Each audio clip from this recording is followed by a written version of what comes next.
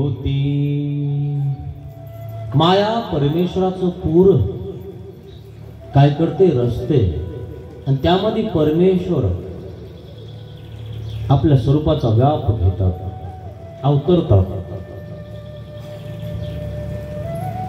परमेश्वराचं पूर शरीर कोण तयार करते?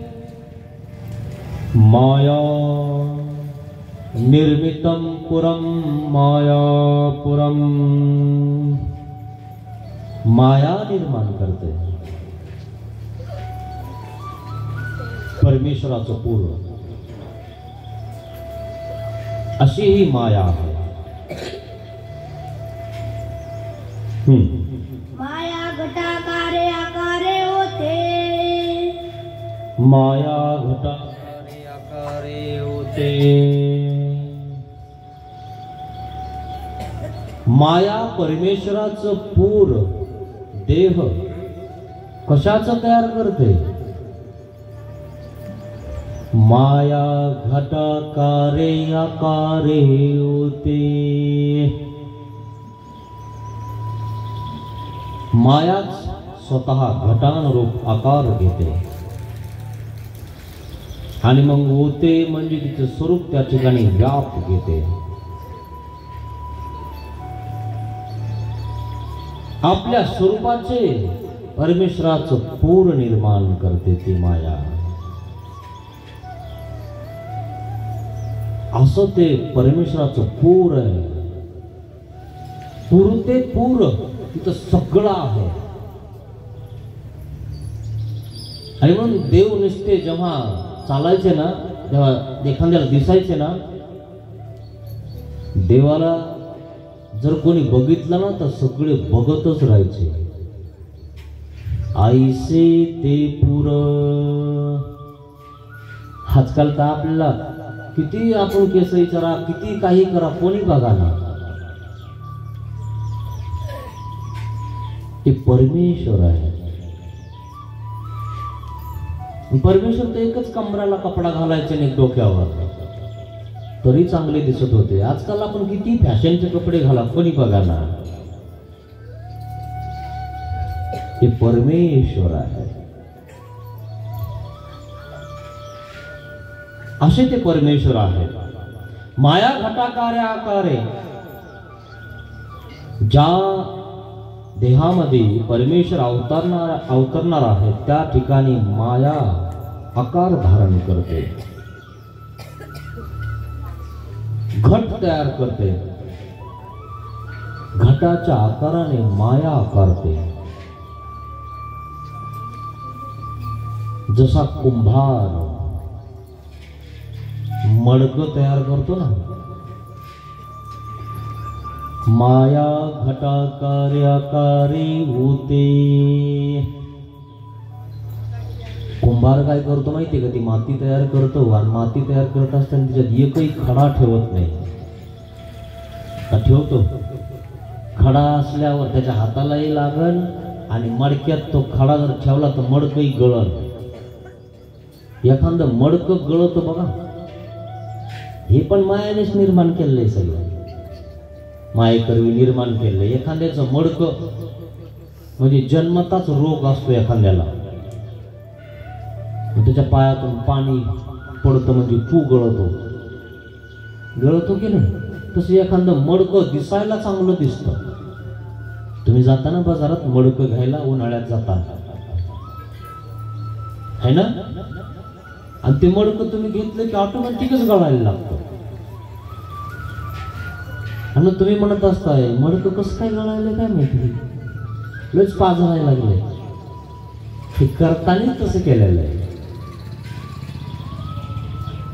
तसं काही लोकांना जन्मता रोग आहे का नाही बघा? काही लोक जन्मता लंगडे, आंधळे, खुळे, पागल, ते त्यांचा भोग भोगण्यासाठी आलेले तिथं। तुम्ही युक्त आहात, तुम्हालाच ज्ञान होऊ शकतं, तुमचा उद्धार होऊ शकतो, यांचा नाही। इथं फक्त पाणी भरायला आले, मरायला आले इथं। तुम्ही तुमचा विचार करा, आपलं बरं आहे, अधिकार आहे आपला. म्हणून पाणी भरायचं ना तर देवाच्या घरी भरा. नाही तर पूर्वीचे लोक गडी लावायचे तर पाणी भरायचे आणि गडी जर एखाद 2 वेळेस डुम्मा मारला ना त्यांनी सुट्टी मारतो शेंदून पाणी आणायचं. हा शामरावले शानपणा करतो म्हणे. ती बाई लगेच नाहने घागरी विचवायची. झालंच नाही का अजून पाणी, रांजण भरलाच नाही, कुठं भरलाय बघा ना जाऊन, आण शेंदून चिपचाप भर पाणी. सगळी नाहनी धुवून काढायची. नव्हती काढत. सुट्टी हाणतो,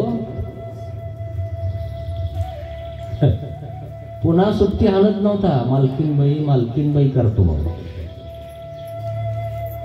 राहायला असताना महिन्यानी कसे महिने घालावं लागतात. आता कमी झालंय जरा. त्याच्यातनं आपण आलोय. आता कुठे महिने घालावं लागतील पुन्हा. मग तिथं घातलेत ना महिने, आता ते सगळं सोडून इथं घाला पुरीसुरी आयुष्य. इथं तुम्हाला रिकामा कोणी त्रासही देणार नाही.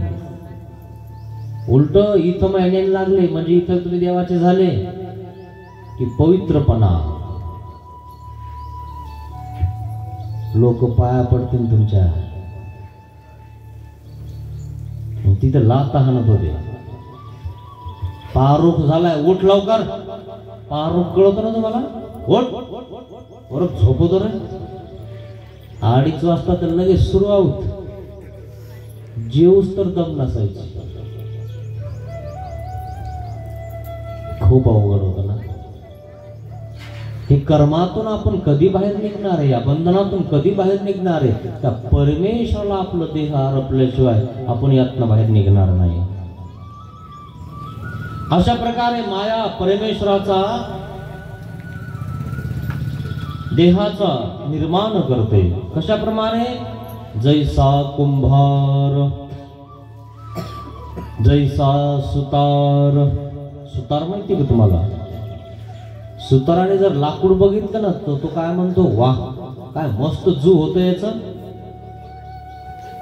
मग एक आवताचं जू आहे ना, आणि एक कापसातलं जू. 2 जुवा असतात. तो म्हणतो अरे वा वा याच्यावलं चांगलं होतं बरं. ती फळी पाहिली की ते लाकूड बघितलं की तो म्हणतो याच्यावलं चांगलं करता येतं. आणि लाकूड ही पक्क, याला भोंगा लागत नाही. म्हणून आम्ही हे लाकडं पाहिलं की आम्हाला कळतं कोण कसं आहे, कोणाचं जू तयार होत आहे आणि कोणाचं होत नाही, कोणाला कीड लागत ही लगेच कळतं. माणसाच्या उठण्यावरून, बसण्यावरून, चालण्यावरून, बोलण्यावरून, वागण्यावरून, संस्कारावरून त्या माणसाचं सगळं कळत असतं. मग काय त्याला आपण टोचून बोलायचं असतं का? नाही. टोचून बोलले होतं तर इकडे यायचंही नाही. लय गेले असे बाबा लगेच म्हणून तो तिकडच दंडोत करीन कोणाला पण या बाबाला करणार नाही. आणि म्हणून असं करायचं नाही. कसा का होईना बाबा ये. आज त्याने आपल्याला नाही घडू दिलं ना, धीरे धीरे घडवू. म्हणून त्या सुताराजवळ असे काही लाकडं पडलेले असते बघा, माहिती आहे तुम्हाला? एक्स्ट्रा घाई नाही काही आम्हाला. जेव्हा घडवणं होईल तेव्हा द्या. तसे काही मार्गात पडेलच असतात. तुला वाटून तेव्हा दीक्षा घे. खरंय ना? पण राय इथं तिथल्यापेक्षा बरं आहे. मग 15 दिवसाला का चक्कर मारणार. मग तिकडा निकाडा अनुभव येतो म्हणे बरं आहे तिकडच. फक्त पाहुण्या रावण्यासाठी कपडे घालत नाही. लग्न कार्य असले तर जावा लागल ना. कोणी बोलवत नाही तरी बोलवत जातो. आणि कपडे घातल्यावर तर लोक पाया पडतात. पण अवघड आहे. ज्या कपड्यात वावरावं वाटतं ना त्याच कपड्यात वावरतो माणूस, देवाच्या नाही वावरा वाटत. नख चर्म रोमादी करोनी शुद्ध चैतन्याची होते. मग माया परमेश्वराचं देह निर्माण करते, पुरनिर्माण करते, तर सर्व ठिकाणी व्याप घेते का काही ठिकाणी व्याप घेत नाही? नख चर्म रोमादिक करोनी शुद्ध चैतन्याची ते. कोणती माया आकार धारण करते? जेथपर्यंत नख आणि केस आहेत तिथपर्यंत व्याप घेते की नाही माया? नख चर्म रोमादिक करोनी शुद्ध चैतन्याची ते. नख म्हणजे नख, नखाच्या वरचा भाग आहे ना तिथे पण माया व्याप घेते. आणि नख काढल्यानंतर, नख तुम्ही काढत असता नीलकटरनं, तेव्हा तुम्हाला दुःख होते का? नाही. मग टीकाकार प्रश्न करतात की त्या नखामध्ये मायेचा व्याप आहे की नाही? नख चर्म तिथं पण मायेचा व्याप आहे, तिथपर्यंत ती व्यापते. केस कापले तर केस कापल्यावर आपल्याला काही इजा होते, काही दुःख होते नाही. आणि म्हणून प्रश्न पडला की केसामध्ये मायेचा व्याप आहे की नाही? ना आहे. म्हणून नख चर्म रोमादिक करोनी शुद्ध चैतन्याची ते. ती माया नखापासून तर केसागरापर्यंत व्यापलेली परमेश्वराच्या पुरामध्ये, शरीरामध्ये, देहामध्ये. अशी ती माया आहे. मायापुरी मायेसी अभिमानू. अजून कुठे कुठे व्यापलेली आहे? मुक्तीकरण सप्त धातू शुद्ध चैतन्याची ते. सगळ्या ठिकाणी व्याप घेते माया. अशी ही माया आहे. अशा मायापुराच्या ठिकाणी, अशा परमेश्वराच्या पुराच्या ठिकाणी अनुकूल जन किंवा प्रतिकूल जन काय ओक्ती करतील की त्याचा अभिमान कोण घेते? मायापुरी मायेशी अभिमान. परमेश्वराला सुद्धा बोलणारे लोक आहेत, परमेश्वराच्या समोर जाणारे लोक आहेत, हातात तलवार घेऊन जाणारे लोक आहेत. तर तुमच्या आमच्या का चालून येणार नाहीत लोक? तुम्ही आम्ही तर जीव आहोत. कोण घाबरता आपल्याला? मच्छर घाबरत नाही. रात्री जर एक मच्छरदाणीच्या आतून आलं तरी झोपू देत नाही. घाबरतं का मच्छर आपल्याला? आपण उगाच सोडत असतो, मी असं करीन, मी तसं करीन. मच्छर बाजूला काढा आधी फक्त तुझ्या जवळचं, मग कर तुला काय करणं होतं तर. उगाच सोडत जाऊ नको. एक मच्छर माणसाला सुधरू देत नाही. पण जीव असा आहे ना की विचारूच नका. मग असा हा प्रसव कुठपर्यंत जातो? परमेश्वरापर्यंत जातो. काही लोकांचा साधू संतांना बोलतात, वासनिकांना बोलतात, उपदेशांना बोलतात, आणि असं करता करता कुठपर्यंत जातात? देवापर्यंत जातात. देवावर कदाचित खर्ग घेऊन पण जातात. जसा शिशुपाल गेला ना, शिर काढलं ना, टाकलं ना यज्ञात,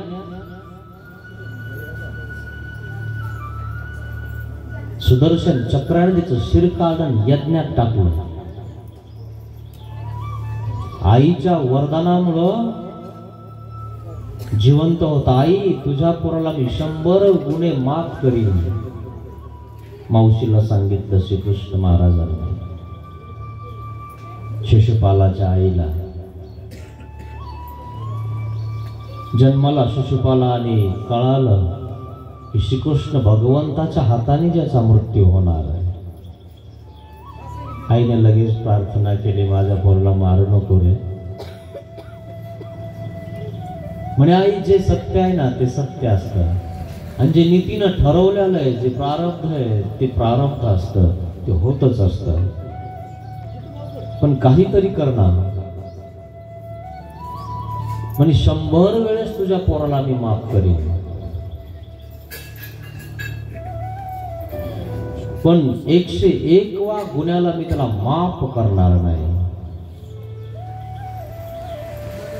राज यज्ञामध्ये राज मान श्रीकृष्ण भगवंताला दिला गेला. आताही बघा तुम्ही एखाद्याला मान दिला ना तर दुसरे जळतात. असे काही जळकी लाकडं आहेत तुम्हाला सांगतो. मग तिथं असे बसलेले होते सभेमध्ये, हे जळक जळालं. शिशुपाल, अरे म्हणे याला 16,108 राण्या आहेत आणि हा ब्रह्मचारी कसा आहे रे म्हणे, याला तुम्ही मान देता. म्हणे बोलू नको, इथं भले भले मोठे संत बसेले, सगळे ऋषी मुनी बसेले, त्यांनी सांगितलंय हाच ब्रह्मचारी आहे, तू कोण आहे म्हणणारा, चिबस. नाही नाही म्हणे, यांना काय कळत आहे, हे तर जंगलात राहतात तरी त्या श्रीकृष्ण भगवंताला मान देतात. मग हे संन्यासी नाही आहेत का, मग तुम्ही ब्रह्मचारी नाही आहेत का? अवघडच आहे ना ब्रह्मचारी ओळखणं. 88 सहस्त्र ऋषी सुद्धा म्हणतात श्रीकृष्ण महाराज ब्रह्मचारी आहे. मग 88 सहस्त्र ऋषी कोण होते? ते संन्यासी नव्हते, ते ब्रह्मचारी नव्हते. मनामध्येही विकार निर्माण झाला की माणसाचं ब्रह्मचर्य हे होऊन जातं. तसे श्रीकृष्ण भगवान नाही, भोगतो मायेसी. श्रीकृष्ण भगवान जसे तसे ब्रह्मचारी आहेत. सगळ्यांनी मान्य केलं पण एक जणांनी मान्य केलं नाही. म्हणे ठीक आहे, तुम्ही यान पूजा तुम्ही करा, तुम्ही ब्रह्मचारी व्हा, तुमच्यात लय दमे, जे खरंय ते खरं आहे. अरे म्हणे तू कोणाचा आहे कोणाकडून जन्मला हे माहिती नाही. त्या सभेमध्ये म्हणायला लागला, कुठं जन्मला, कुठं गेला, कुठं काय काय केलंस तू. म्हणे शिशुपाला बस कर आता, 100 गुन्हे झाले तुझे. अरे जा, किती गवळणी सोबत रास खेळा खेळलास तू. सुदर्शन चक्र काढलं आणि सांगितलं, शिशुपाला तूच पूजा कर, मी नाही करणार. आणि ताट गंध अक्षराचं शिशुपालाकडे टाकलं. म्हणे घे तू कर. त्याच्या खाली सुदर्शन लावलं, फिरत गेलं. सगळे बघत होते, एकाने नखरे नाही केले. 100 बडकर 1 शूर वीर त्या सभेमध्ये होते. कोणी ऊ तर नाही म्हणलं, चू तर नाही केलं. श्रीकृष्ण भगवंता पुढे सुदर्शन चक्राने त्याचं शिर कापलं आणि वर ताटात घेतलं. राजसुयज्ञ पूर्ण करण्यासाठी 32 लक्ष नर होमावा लागतो आणि तो 32 लक्ष होता, नरच होता. श्रीकृष्ण भगवंताने इथंच नर धरला आणि इथंच ते मुंडकं टाकून यज्ञ पूर्ण केलं. श्रीकृष्ण महाराजाचे एका बामात सगळे काम करून टाकतात. झेंडू बाम 3 काम. डोकंही दुखायचं राहून जातं, तापही राहून जाते, पाय दुखायचं राहून जातात. आमच्या आजाले झेंडू बाम जवळ ठेवतात. काही झालं खरं की नाही, होतं की नाही काम. तसे श्रीकृष्ण महाराजांनी केलं की नाही काम. आणि म्हणून निंदा नाही करायची. शिर गेलं शिशुपालाच. आणि म्हणून कोण करते, अभिमान कोण घेते? माया. मायापुरी मायेशी अभिमान. असं जर परमेश्वरला कोणी बोलत असेल, टाकून बोलत असेल, निंदा करत असेल, तर माया त्याचा पाटा पाडून टाकते, आदळून टाकते कुठतरी नेऊन. त्याला देवताक्षोभ म्हणतात. कोण्या संताला, कोण्या अधिकाराच्या जीवाला, अधिकरणाला स्वीकारातल्या संतांना, महंतांना जर तुम्ही बोलले, त्यांच्या हृदयाला लागलं ना, तर ती मार्गाभिमानाने जो बोललाय त्याचा पाटा पाडून टाकते. एक तर तोंड वाकडं होऊन जाते, नाही तर कुठेतरी जाऊन दिवसामध्ये धडक देऊन देतो, किंवा काहीतरी होऊन जाते, किंवा रोग व्याधी त्याला लागून जाते. आणि म्हणून तोंड सांभाळून बोलत जा. नाही करणं होत ना, काही नाही देणं होत ना, घरीच राहत जा. नाही द्यायचं ना, देऊही नका कोणाला. काही घेणं नाही, कोणाचं काही बंद नाही पडत. पण एवढं मोठं पाप तरी नका अंगू, जेणेकरून तुम्हाला कधी फेडणे होणार नाही. जो क्षणाय का माझी जे आपजवी, जे जन्माच्या सहस्त्री निस्तोर न सरे. हजारो जन्म सुद्धा फिटणार नाही ते पाप, कधी फेडणार तुम्ही. म्हणून सतर्क राहायला पाहिजे. ही माया आहे, ती माया त्या पुराचा अभिमान घेते. मायापुरी मायेशी अभिमान. ओळखणी माया त्या परमेश्वराचा अभिमान घेते, पुराचा अभिमान घेते.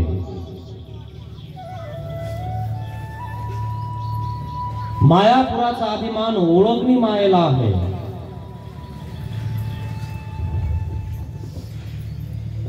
मग ओळखण्याचा व्यापार देखील मायेच्या अधीन असेल. मायापुराचा अभिमान माया घेते. मग परमेश्वराजवळ 81 कोटी 1.25 ओळखण्या असतात, ओळख सारण्यासाठी. जसा एखादा कलेक्टर असतो माहिती आहे तुम्हाला, आणि कलेक्टर जवळ एक अशी समोर घंटी असते. खटखट वाजलं की तिकून लगेच पुढच्या बसलेला शिपाई जवळ येतो. नमस्कार सर, काय पाहिजे? 2 चहा. शिपाई तर एवढा मोठा वयस्कर आहे, हा तो पोरगाचे पण खुर्चीवर बसले. घंटी वाजले की ते दादा पळत आले, चहा घेऊन एवढं. जा कधी कलेक्टर ऑफिस मध्ये नाही तर एखाद्या साहेबाच्या इथं, त्याच्या बाहेर एक बसलेला असतो त्याचा सेवक. त्याने घंटी वाजली की तो आतमध्ये येतो की नाही?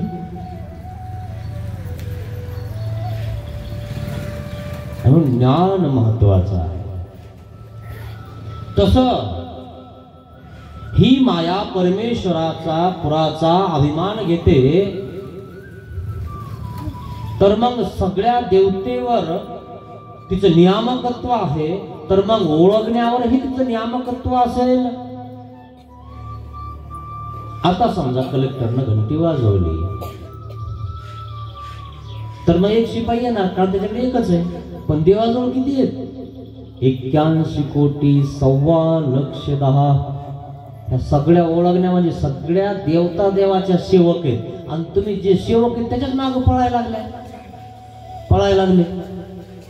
सेवकाच्या मागं आपलं साहेबाला सांगा ना एवढं काम करून द्यायला. अरे साहेबाकडे जाय ना, तिथंच लागला आहे करायला. ते घंटी दिल्यावर पळत आणि तू त्याच्या मागं लागला पळायला. कळत का तुला? असा प्रकार आहे. मग त्या ठिकाणी माया इतर ओळखण्यांना काम सांगत असेल, मायेच्या अधिकाराखाली इतर ओळखण्या वागत असतील, ऐकत असतील? नाही म्हणाले. मग कसं आहे म्हणाले? ब्रह्मांडी शक्ती अधीनो शक्ती व्यापारू. ब्रह्मांडी शक्ती अधीनो शक्ती व्यापारू. मायापुरी इतर ईश्वराधीनो शक्ती व्यापारू. जे ब्रह्मांड आहे, ब्रह्मांड आहे, आणि त्या ब्रह्मांडामध्ये मुख्य माया मुख्य आहे. ईश्वरीची मुदल शक्ती ती माया मुदल आहे, मुख्य आहे. मग त्या मायेचा सर्व ब्रह्मांडस्थ देवतेवर नियामकत्व आहे. ती सर्वांना काम सांगते, सर्वांना आदेश देते. ती माया जसा प्रधानमंत्री सगळ्यांना आदेश देतो, हे करा ते करा, या राज्यात ते करा, या राज्यात ते करा. मग त्या राज्यातला जो मुख्यमंत्री आहे तो म्हणतो हो ठीक आहे करून घेऊ. आणि तो जर म्हणला नाही करणार, तलवार बाहेर निघते. त्याला सम्राट चक्रवर्ती म्हणतात. हे मांडलिक राजा आहेत आणि एकच राजा आहे, त्याला सम्राट म्हणतात. आणि जो तो राजा आहे ज्या त्या राज्यातला, पण त्यांनी संघटन केलेलं आहे. माझं ऐकायचं तुमचं राज्य असलं तरी, नाही ऐकणार तर माझ्यासोबत युद्ध करायचं. असं आहे. म्हणून सिकंदर सगळं विश्व विजेता होण्यासाठी निघाला होता. माहिती ना, सिकंदर अलेक्झांडर म्हणतात त्याला. सम्राट चक्रवर्ती तर होताच, पण अजून आपल्याला जिंकायचंय. इतका मोठा मोह असतो माणसाला. विश्व विजेता, या विश्वावर मी राज्य करणार. म्हणून आपल्या भारतावरही तो चालून आला होता. पण भारतातले संत, हे भारत, हे महाराष्ट्र संतांची भूमी आहे. आणि म्हणून या संतांनी राजाला सांगितलं, अलेक्झांडर आपल्यावर आक्रमण करणार आहे, सावध व्हा. तरी काही राजे सावध झाले नाही. आणि म्हणून संतांनीच त्या अलेक्झांडरला समज शिकवला. धनानंद नावाचा राजा होता पाटलीपुत्रला. तो राजविलासामध्ये त्या ठिकाणी मग्न असायचा. चाणक्य नावाचा संत महाराष्ट्राचा, तक्षशिलाचा, त्याला सांगायला गेला हे सोडून द्या आणि या राज्याचे, या देशाचं संरक्षण करा. आणि आम्हाला शिकवतो म्हणे, हो वेळ पडली तर आम्ही राजालाही शिकवू शकतो. संत गुरु राजाला पण पाठ पडू शकता, सांगू शकता. कारण राजाच्या वरचं ज्ञान त्याच्याकडे असतं, गुरुकडे असतं. त्यांना माहिती असते नीती अनीती काय आहे. राजे लोक तर राजविलासामध्ये मग्न होऊन जातात. आणि मग पाटलीपुत्र धनानंद राजाने ऐकलं नाही, चाणक्याला लाथ मारून काढून दिलं. चल आम्हाला शिकवतो. शेंडीला धरलं, बाहेर नेऊन फेकून दिलं. चाणक्याने शेंडी हातात धरली, मला बाहेर फेकलं, शेंडीची गाठ सोडली. धनानंद, या शेंडीची गाठ तेव्हाच बांधेल जेव्हा तुला मी या सिंहासनावरून खाली उतरेल. ध्यानात ठेव, ही माझी चेतावणी आहे तुला. एक साधू तुला चेतावणी देतोय. एक नंगा साधू सम्राट चक्रवर्तीला सांगू शकतो, चेतावणी देऊ शकतो. इतकी ताकद त्याच्या ज्ञानात असते. चेतावणी दिली म्हणजे पकडायला, पकडून जिथं भेटेल तिथं फाशी चढवायला. तो पकडलाच गेला नाही. एक गुलाम राजा केला चंद्रगुप्त. म्हणून तुम्ही गुलाम असले तरी राजा होऊ शकता, राजा असले तरी गुलाम होऊ शकता. नखरे करत जाऊ नका. खूप झालंय ना तुम्हाला, तर कट नका मारत जाऊ. बघून घेईन, बघून घेईन, माझ्याकडे कमी आहे का, त्याला तर असंच खेचीन. कधी पडशील ना कळायचं नाही तुला. हरिश्चंद्र राजा होता, गुलाम झाला की नाही? झाला ना गुलाम? भरलं ना पाणी?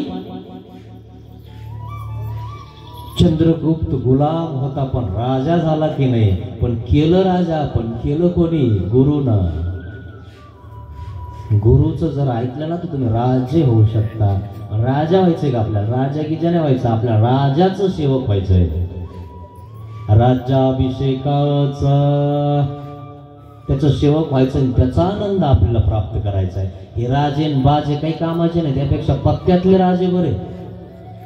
इतके खोटारडे राजे, आम्ही हे करून देऊ, आम्ही ते करून देऊ, काही करत नाही. शेवटी ते पट्ट्यातले राजे तरी इकडून तिकडे उड्या हाणत नाही, जागेवर बसून राहतात. हे ते एक बोलताना एक करतात, असे राजे आजकालचे. आणि मग चंद्रगुप्तनं त्या धनानंद राजाला खाली उतरवलं. अलेक्झांडर सिकंदर चालून आला, पण धनानंद राजा त्याच्या समोर गेला नाही, त्याला अडवलं नाही. चाणक्यानेच अडवायचा प्रयत्न केला.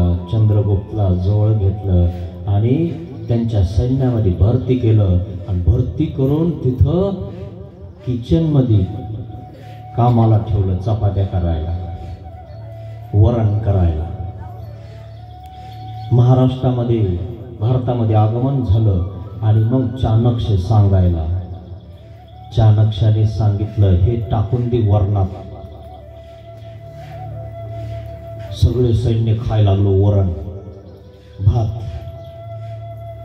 टाकलं होतं त्याच्यात जे टाकायचं ते, उलटी संडास, उलटी संडास. म्हणजे काय हो राहिलंय? चाणक्य चंद्रगुप्त सांगतो अलेक्झांडरला, म्हणे भारतात आले ना तुम्ही, भारतातल्या देवतेचा शोभ झालाय तुम्हाला. तुम्ही येत असताना भारताच्या सीमेवर वंदन नाही केलं देवतेला, आणि म्हणून तुमचं सैन्य बिमार पडत आहे. म्हणे मग काय करावं लागल? म्हणे या भारतामध्ये सगळ्यात भारी आणि चांगला संन्यासी आहे. कोण आहे? त्याचाच गुरु चाणक्य. त्याला बोलवलं. म्हणे यज्ञ केलं की नीट होऊन जातं. कारण राजाने साथ दिली नाही ना, मग गुरूंच्याला या राजाला भारतात येऊ द्यायचं नाही. मग कसं येऊ द्यायचं नाही? चाल खेळली, ओम भोम भगतीन स्वाहा वगैरे वगैरे झालं. यज्ञ झाला, 11 जण बसले, 11 यज्ञ. यज्ञ तर करायचा आहे, पण पैसे पाहिजे का यांना? पैसे गिसे नाही पाहिजे यांना. हे आजकालचे यज्ञ पैशासाठी आहे. त्यांना आपल्या भारतावर आक्रमण करू द्यायचं नाही. आणि म्हणून चाणक्याने काय केलं माहितीये? खूप काही आहे सांगण्यासारखं. त्याचा पिये धरला. म्हणे तुमच्या राजाचं एक थेंब रक्त पाहिजे. कशाला? ते यज्ञात टाकायला. राजाचं रक्त. शेलुकश नावाचा सेनापती होता. म्हणे आमच्या राजाला धक्का लावायचा नाही, बिलकुल नाही. पण त्याचा पिय त्याच्या जवळचा, कारण तोही त्याच्या विरोधात होता, आणि म्हणून तो चाणक्याने धरला. म्हणे एक थेंब नाही देत ना, नका देऊ. मग काय करायचं? पण तुमच्या राजाला काहीच होणार नाही, पण राजा जवळून असल्याशिवाय, राजाचं धन असल्याशिवाय, राजाचं काहीतरी असल्याशिवाय आणि ते यज्ञात टाकल्याशिवाय यज्ञ पूर्ण होणार नाही आणि तुमच्या सैन्याची बिमारी बरी होणार नाही. मग काय करावं लागेल? म्हणे तुमच्या राजाला घाम येतो का? म्हणे घाम. हो म्हणे, बघावं लागेल मला येतो की नाही. मग ते पिये गेला जवळ. म्हणे घाम येतो का नाही काय होत म्हणे. आणि मग इथं घाम फुटेल होता. कोणाला? सिकंदरला. का बरं? सगळे बिमार पडायला लागले ना, आणि आपल्याला तर भारत जिंकायचंय. जिंकणं होतं की नाही, म्हणून घाम फुटला ना. चंद्रगुप्तनं काट्यावर काय चढवलं? घोळून घोळून घोळून घोळून विष चढवलं. कूटनीती. चंद्रगुप्त चाणक्य कूटनीती. राजाने साथ नाही दिली ना, तरी राजाला काढून दिलं, सैन्याला काढून दिलं की नाही काढून. आणि मग सांगितलं तुमच्या राजाचा एक थेंब घामाचा घेऊन या आणि हा काटा फक्त असा लावा आणि तो यज्ञात टाकू म्हणे. आपण एक थेंब रक्त नको, घामाचाच एक थेंब द्या. आणि यज्ञ पूर्ण केला. जिकडे तिकडे गेले. 6 महिन्याने राजाला संडास उलटी सगळ्याची बंद झाली, राजाची सुरू झाली. पाहिलं का, याला म्हणतात कूटनीती. शेवटी संरक्षण केलं ना. तसं सम्राट चक्रवर्ती, काय असं सम्राट चक्रवर्ती श्रीकृष्ण महाराज होते, पण त्यांनाही बोलणारे लोक होते. हे यामुळे सांगितलं तुम्हाला की असं आहे. आणि त्या श्रीकृष्ण भगवंताला बोलणारा तो शिशुपाल आहे. तसं इतके सम्राट चक्रवर्ती असले तरी बोलणारे आहेत. मग आमचे स्वामी तर मुनिवेश आहेत. आमच्या स्वामींना काय स्वीकारलेलं आहे? मुनिवेश स्वीकारलेला आहे, संतांचा वेश स्वीकारलेला आहे. चालता चालता पोरं बोलायचे, दगड हाणायचे, तरी स्वामी काही म्हणत नव्हते, काही बोलत नव्हते. तरीही महाराष्ट्रातल्या लोकांना नाही देखवलं. जो चांगलं करतो ना त्याचं कोणाला देखवत नाही मित्रांनो. देवाचं नाही देखवलं तर तुमच्या आमच्या सारख्याच सोडूनच द्या. वेरूळला असताना देवाचं नाही देखवलं, पैठणला असताना सुद्धा लोकांना नाही देखवलं. शेवटी देव बोलले ठीक आहे, आम्ही महाराष्ट्र सोडून जातो. असा प्रकार आहे मित्रांनो. मायापुरी मायेशी अभिमान, ब्रह्मांडी शक्त्यादिनो शक्ती अपारू ईश्वरादिनो. म्हणजे ईश्वराच्या मनोधर्माने ईश्वराजवळच्या ओळखण्याचं काम असतं, मायेच्या अधीन नसतं. पण ब्रह्मांडस्था ज्या आहेत त्या सर्व ब्रह्मांडस्था मायेच्या अधीन असतात. माया सांगील तेच होईल. पण देवाजवळ ज्या ओळखण्या आहेत, ओळख सांगण्यासाठी, सेवा करण्यासाठी देवानी मनोधर्म प्रवृत्ती जिला जाणवली तीच काम करणार. नाही तर मायाला सांगितलं आणि मग माया लगेच यांना सांगेन का तिच्या खालचीला? नाही सांगणार. आपलं आता इथं ध्यानात घ्या. काही लोक लय शाने, ओळख सारता पण लय शाने. त्यांना वाटतं आम्ही लय शाने. बाबाने तुला सांगितल्यावर तू करायला पाहिजे ना. पण ते दीड शाने, ते दुसऱ्याला सांगता हे घेऊन ये रे इकडं. अरे शान्या, तुला सांगितलंय ना, तू कायला दुसऱ्याला सांगतो रे? हा ओळख सारणारा नाही, हा सेवादास्य करणारा नाही. काय हा अंग राखून काम करणारा आहे, तो ओळख साधणारा नाही आहे. ती एवढी मोठी माया असून सुद्धा मायेला जर सांगितलं तर मायाच पळायची. ती म्हणत नव्हती की तुम्ही जा, तुम्ही जा, तुम्ही येताना घेऊन या. बिलकुल नाही. आपण तर लगेच गावात फोन करून देतो, बाबा म्हणत होते हे घेऊन या, घेऊन ये बरी येताना. तुला कशाला सांगितलं असतं बाबाने? त्याला नसता का फोन केला? असा प्रकार आहे. जो अशी ओळख सारतो त्या ओळखण्या, ते सेवेकरी.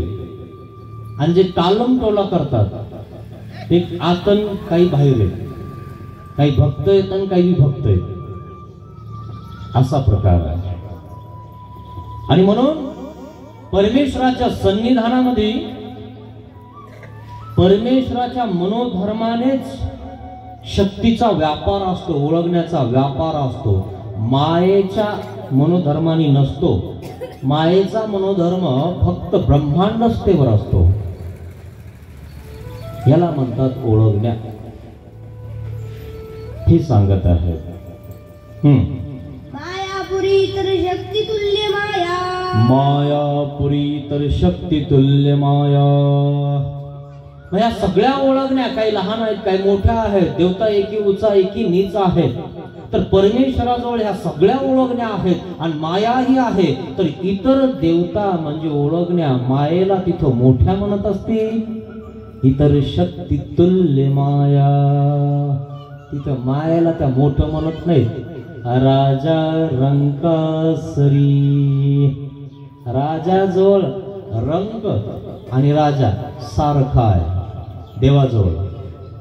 राजाजवळ मग आहेत ते पद वेगवेगळे. तसे देवाजवळ नाही. रंक म्हणजे गरीबही तितकाच, श्रीमंतही तितकाच. तसंच बाबाजवळ आहे.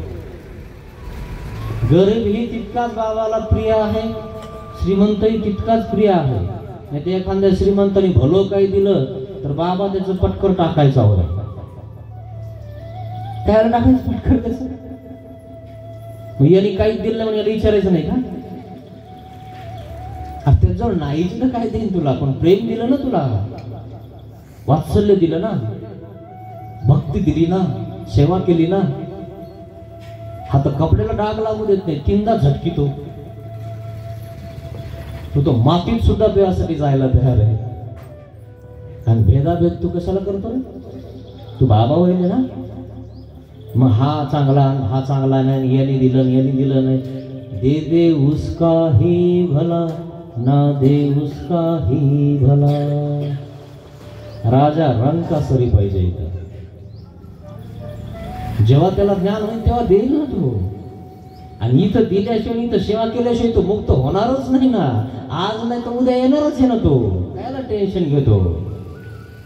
इथं केल्याशिवाय मुक्तताच नाही. काही करा, तिकडं किती बंगले बांधा, किती खड्डे खांदा, किती देव फिरा, येणे विन गतीची नाही. या परमेश्वराशिवाय आणि या चित्रमित साधनाशिवाय जीव मुक्तच होत नाही. स्थान प्रसाद भिक्षुक वासनिक हे चार पाहिजेतच. या 4 एकर मध्येच शेती करावं लागणार, याच्यातच त्या ठिकाणी कष्ट करावं लागतील आणि याच्यातच पिकावं लागणार. त्याच्यामध्ये कधी कधी काटेही उगतात, काढावं लागतील ना काटे. लगेच शेती सोडून द्यायची, आपल्याला नाही पेरायचं, मग काय खाशील? होतं का असं कधी? नीट करावंच लागते ना, नांगरावंच लागते ना, डोंगरावंच लागते ना. तसं आहे सगळं. असो मग माया पुरी इतर तुल्य माया, इतर शक्ती तुल्य माया, सगळ्या सारख्या आहेत देवाजवळ. खूप आहे अजून पुढे सांगणार मी तुम्हाला. तर वचनाचा अर्थ घेणार होता आपण, कारण आपल्याला संपवायचं आहे पुढे पुढे. जेवढं समजलं तेवढं समजून जाईल देवाच्या कृपेनं. जिथं नाही समजलं तिथं बाबांना तुम्ही विचारायचं. दंडवत हो श्री गोपाल कृष्ण महाराज